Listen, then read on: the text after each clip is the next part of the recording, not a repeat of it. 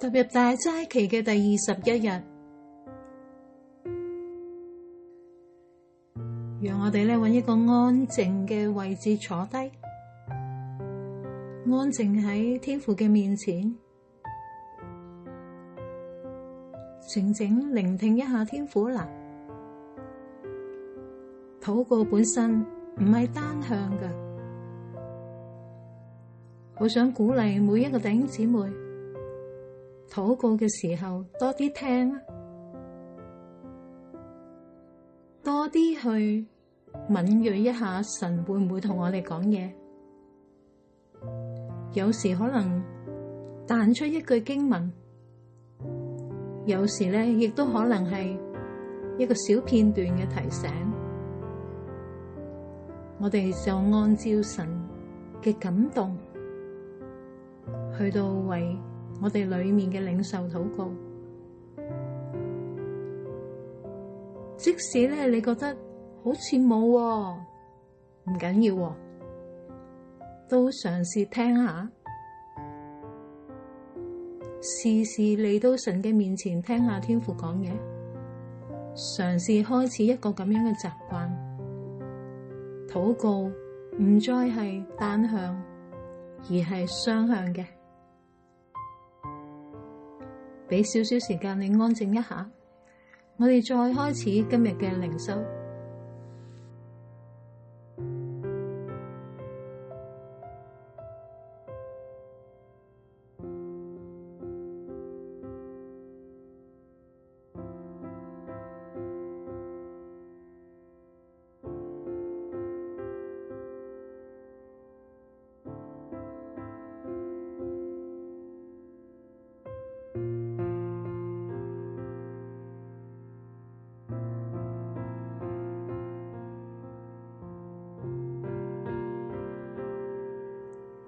請聽我讀出今日靈修嘅經文，記載喺約翰福音9章13至到41節。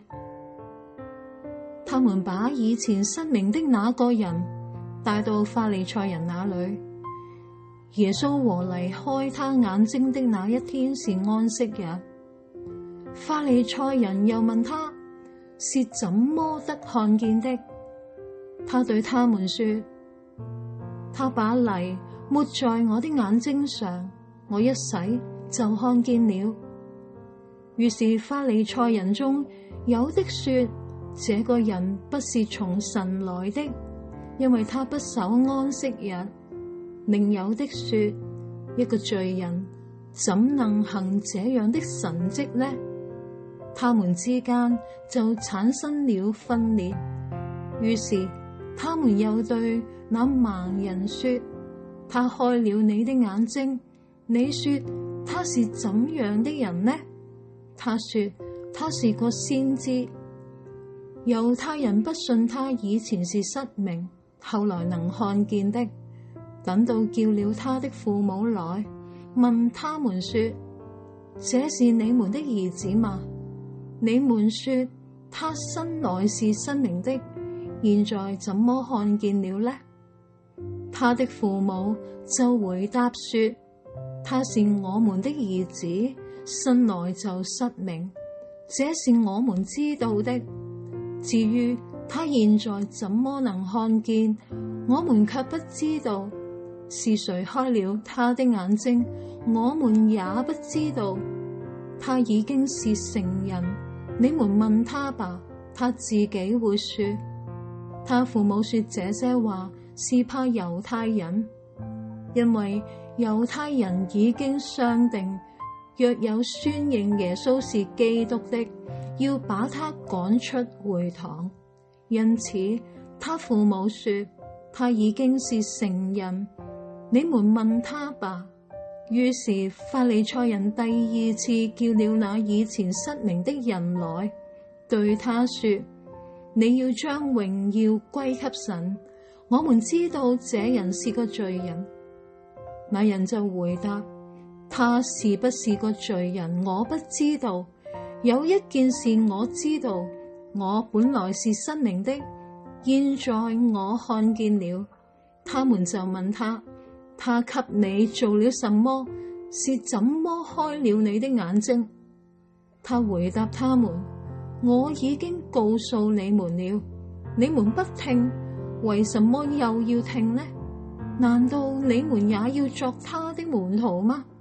他們就罵他：你是他的門徒，而我們是摩西的門徒。神對摩西說話是我們知道的，可是這個人我們不知道他從哪裏來。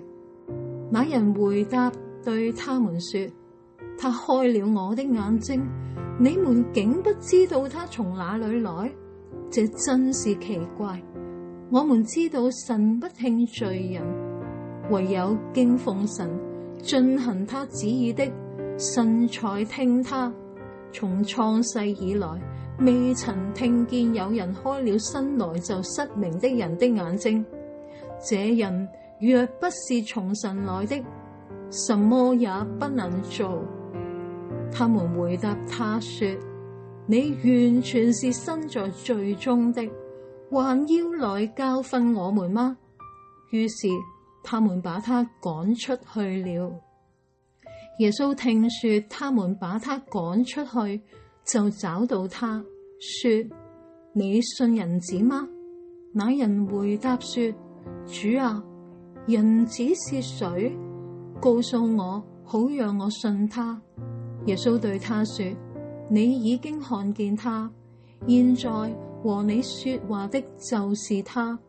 他說：主啊，我信。他就拜耶穌。耶穌說：我為審判到這世上來，使不能看見的看見，能看見的反而失明。同他在那裏的法利賽人聽見這些話，就對他說：難道我們也失明了嗎？耶穌對他們說：你們若是失明的，就沒有罪了。但現在你們說我們能看見，你們的罪還在。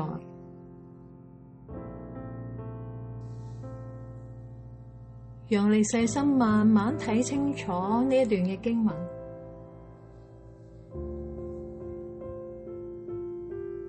經文呢係緊貼上文，上文呢提及到耶穌醫好咗一個一出世就係盲嘅人。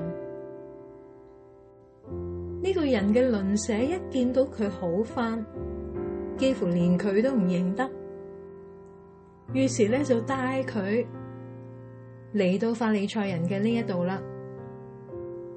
耶穌醫好呢一個人嘅嗰一日係安息日，法利賽人就問呢一個人係點樣重新可以睇見嘢嘅。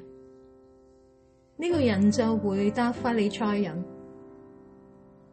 係佢將泥抹喺我嘅眼嘅上邊，一洗就睇見咯。當其時法利賽人當中有一啲人認為呢一個人唔係從神嚟嘅，因為佢唔守安息日。另外有一啲呢，就認為罪人點能夠行咁樣嘅神蹟呢？法利賽人當中就產生咗分裂啦。佢哋又再問呢個盲眼嘅人：呢一個人開咗你嘅眼睛，你話佢係一個點樣嘅人呢？呢個人就答：佢係個先知。由於猶太人唔信佢生出嚟就係盲嘅，就揾咗佢嘅父母嚟問佢嘅父母：呢一個係你哋嘅仔啊嘛？你哋話佢係一出世就盲嘅，而家點解睇到㗎？佢嘅父母就答啦：呢個的確係我哋嘅仔，冇錯啊！一出世就盲噶啦，呢個我哋知啊。不過咧，佢點解能夠睇翻嘢，我就唔知啊。邊個醫好佢咧，我哋都唔知。佢已經係一個成年人，你問佢咯，佢自己會答你噶啦。原來咧，佢嘅父母係怕咗猶太人，所以先咁講。因為佢哋知道猶太人已經傾好咗，邊個夠膽認耶穌係基督咧，就將佢趕出會堂，所以唔夠膽答佢咯。法利賽人第二次再叫呢一個人嚟啦，再問佢：你啊，應該將榮耀歸俾神啊！我哋已經知道啦，嗰個人係一個罪人嚟嘅。呢個人就答佢哋：佢係唔係罪人我唔知道，但有一件事我知，我本身係盲嘅，而家睇到。佢哋就再問佢：佢做咗啲乜嘢令到你睇到㗎？呢個人就回答啦：我已經講過俾你聽啦，你哋又唔聽，而家又要聽，唔通你哋都要做佢嘅門徒啊？佢哋就好嬲啦，你就係佢嘅門徒，我哋係摩西嘅門徒。神對摩西講嘢，我哋知。呢個人我就唔知去邊度嚟㗎喇。呢個人就回答佢哋：佢開咗我眼睛，你哋竟然唔知佢邊度嚟，真係奇怪啦。我哋就知道神係唔聽罪人嘅祈禱嘅，只係敬奉神、遵行神旨意嘅人，神先會聽佢嘅啫。創世以嚟根本就未聽過有人能夠叫一個本身一生出嚟就盲嘅人可以睇返嘢嘅。呢個人如果唔係從神嚟嘅，點能夠做得到呢？佢哋就回答佢話：你啊，簡直係生出嚟就係罪人嚟噶，而家仲嚟教訓我哋。於是就將佢趕出會堂啦。耶穌聽到呢個人被趕出會堂，就去揾佢啦。你信人子嘛？呢個人就問：邊個係人子叫我信啊？耶穌就對佢講：同你講嘢嘅呢個就係啦，你已經睇到佢噶啦。呢個人就話：主啊，我信，跟住就拜耶穌啦。耶穌話：我係為咗審判嚟到世上嘅，使到唔能夠睇到嘅就睇到，能夠睇到嘅反而變咗失明啊！當其時有一啲法利賽人聽到，當然就好嬲啦，就話啦：唔通我哋係盲噶咯噃？耶穌就對佢哋講：如果你哋真係盲嘅，咁就冇罪。但係而家你哋話你哋係睇到嘅，所以你哋嘅罪仍然喺度啦。乜嘢令到法利賽人原本係睇到嘅，都成為瞎眼呢？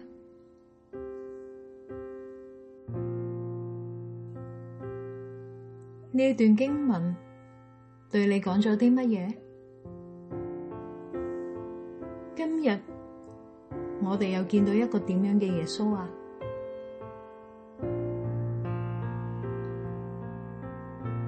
乜嘢使到熟讀律法嘅法利賽人睇唔到主啊？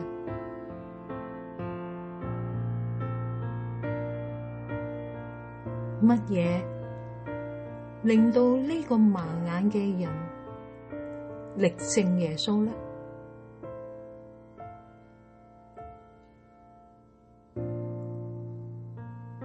讓我哋安靜，一同嘅禱告。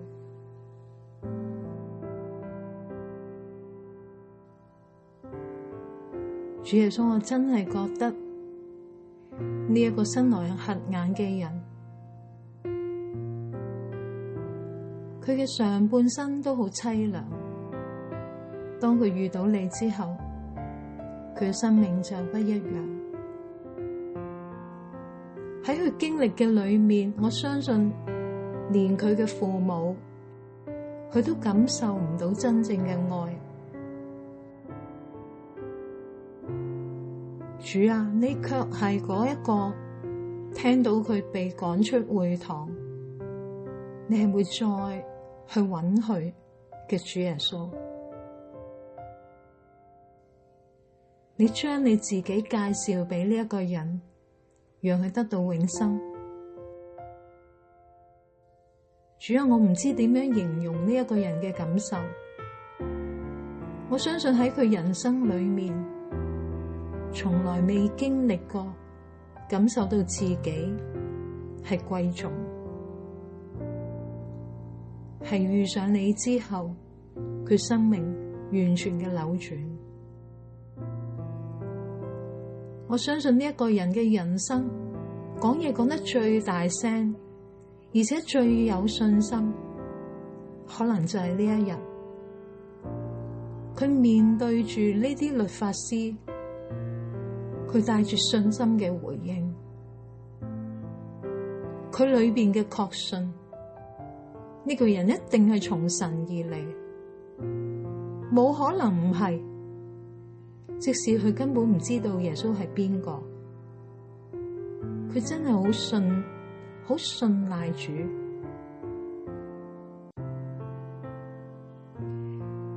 耶穌，你遇見嘅人，佢嘅生命喺你嘅手中，真係經歷咗翻天覆地嘅轉變。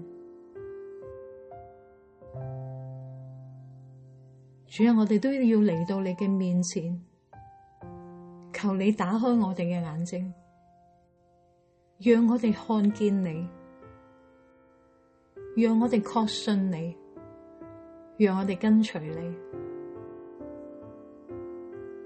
讓我哋因為你嘅緣故唔懼怕任何嘅勢力，讓我哋見證你嘅時候冇半點嘅猶豫。